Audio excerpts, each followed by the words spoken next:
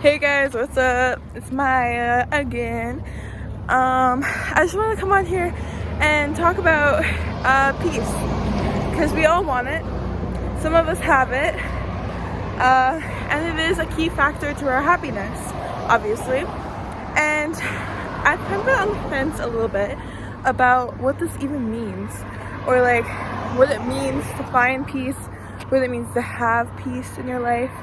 Because, for an example, I stopped being friends with this girl last year. I stopped being friends with lots of girls, but I didn't tell them why, but I just left, which is not an example of choosing your peace. It's actually just avoiding what I did wrong and avoiding what they did wrong, because I don't want to confront them. And that is something I feel like some people just don't understand, including myself. And I'm trying to understand, like, we're just gonna continue with the friendship example. When you stop being friends with somebody, choosing your peace is telling them why, giving yourself and them clarity. So telling them why you do not want to be friends with that person anymore, telling them when it kind of started, just to get some clarity, and also for you to get it out. And just say, like, I wish you the best, but I don't want any part of your life to be in mine. I don't want this lifestyle anymore, and you move on. And then the thing that's kind of like twisted is, after this friendship, let's say one of you is petty. So I stopped being friends with this person, and I told them why. They did not read it. It's still in our messages. It's there though, if they ever want to read it and decide what to do with that information. But it's been a couple months. Anyways, they chose a petty response by simply looking at me and glaring at me and giving me a dirty look. I sit behind her in my math class, and she's directly in front of me, like literally in front of me. And she turns around every so often to give me a snotty, dirty, nasty look for no reason. No reason. And I was talking about this with my sister, and I was like, you know what? I choose peace. I don't want to say anything. I want to leave it alone. But I feel like the reason why I want to leave it alone is because I'm scared. And I am scared. I know I'm scared. And that's why I don't want to say anything. But I also feel like it's kind of choosing peace. It's not involving myself with that environment, with that attitude, with that just disrespect. Because that's why I left. I felt disrespected, and I felt unappreciated in our friendship. And now she is choosing to do these things. So what do you guys think? Like, I feel like choosing peace has so many different circumstances. Like, obviously on one hand you have, like, I'm gonna choose peace, I'm not gonna involve myself, I'm not gonna say anything, I'm just gonna remove myself from the situation, from this relationship, whatever, you know. But there's also the other hand where talking about it does give you peace.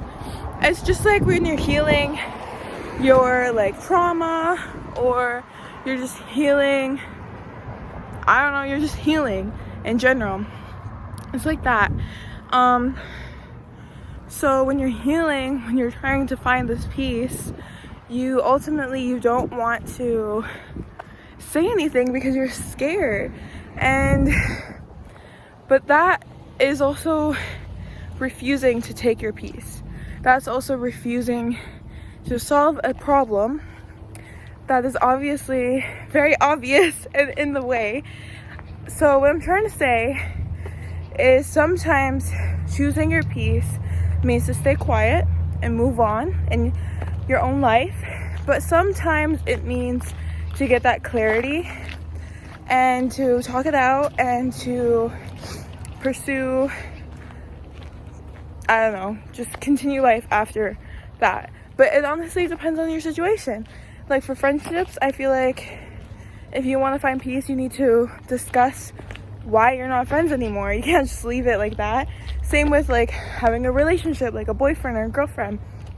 You need to discuss it, talk it through, and like explain to the person, because like not only does that help you recover from that, but it helps them give clarity, and so that their next relationship can be better and more happier and just like more fulfilled, rather than empty, lost, and confused of why this person's angry at me all the time.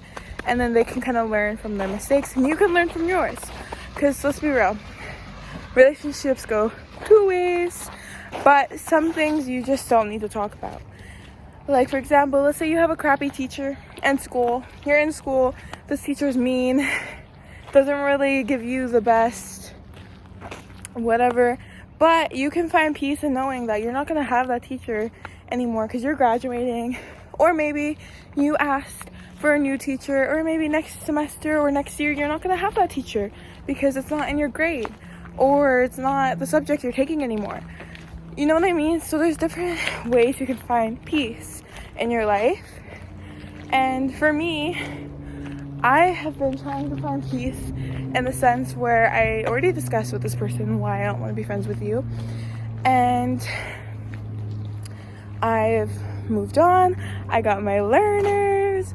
I got some new clothes. I made some money. I've been hanging out with my family. Just doing things I love and I enjoy, and not thinking about it. And the only reason I am talking about it right now is because this is something that's come up a lot recently. And also, it's just like hard to forget about someone you see every single day, and it's hard to forget about a situation that is constantly being brought up in different forms of expression, like facials, topics in the classroom, conversations that are being held literally in front of me. It's a little hard. So if you're having a hard time finding your peace and doing what's best for you, realize you need to understand that you only get one opportunity in your life to live, to literally live. And you only get one opportunity to be the age that you are today. I'm going to be 17 really soon here, and I'm terrified, and I'm so grateful that I got the chance to be 16, but I only get to be 16 once, so I really want to enjoy it for the last few months until I'm a new age and I have to experience different things because of the age group I am. And yeah, just, you know, you only get one opportunity to heal. Actually, no, you get multiple opportunities to heal, but you only get one opportunity to be where you are right now. Like, you literally, in the blink of an eye, everything could change. So if you have some unresolved conflict with someone, go and maybe try to message them, reach out, be like, hey, you know it's been a while, but I feel like we didn't fully solve this conflict. We didn't fully do anything about the situation. And it might be weird. You don't have to, but I'm just saying, if it is bothering you, you need to do something about it. And this is kind of what I talked about in yesterday's video, which I know I'm doing these back to back. I probably will be doing this all summer because I love talking and I love sharing information and growth and lessons that I've learned or I'm still trying to learn. But anyways, yeah, it might be weird, but if it is hurting you and you are still affected by it, it is not too late to try and communicate about this issue and try to fix it and come up with some kind of solution, so that you are not struggling anymore. Because usually at the end of a friendship, there's someone still hurting after everything is passed. There's usually someone who is still struggling after the relationship has ended. And if it's you, go and do something about it. I'm not saying go reach out to every single person you've ever been friends with, but I'm saying if you're still affected by it, then you either need to go to therapy, or you need to pray, or you need to go talk to this person about it. Sometimes talking to someone about it isn't always the best option or the most possible option. But anyways, I hope that you guys got something from my ramble. I don't really know what I was talking about, but I wanted to post today. So I love you guys all so much, and I will see you guys in the next one. Bye.